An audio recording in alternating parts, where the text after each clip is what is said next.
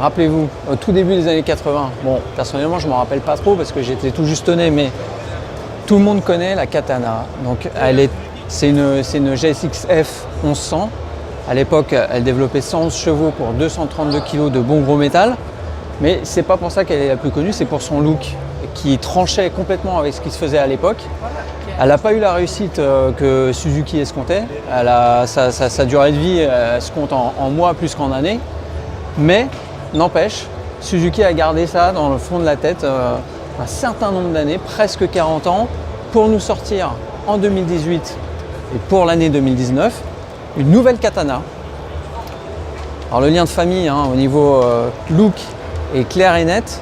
On retrouve ces semi-carénages gris acier, tranchés. Donc c'est un look qui n'a pas plu il y a 40 ans. Suzuki espère que ça plaira cette fois-ci. Et puis bon, au niveau de la partie cycle, Motonet peut dire que là c'est du costaud.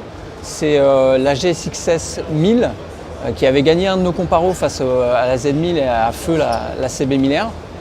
Alors au niveau moteur, c'est donc un 4 cylindres de 1000 cm3, c'est 150 chevaux. Il y a des assistances électroniques comme il se doit aujourd'hui.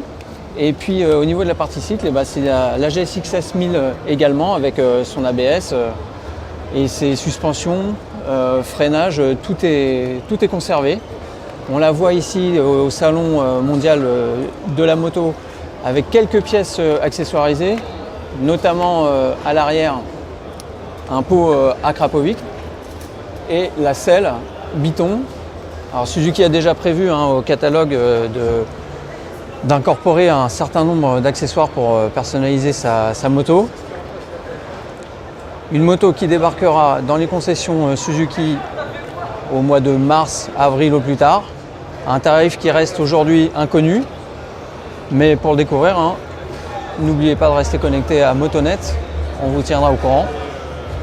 Restez connectés.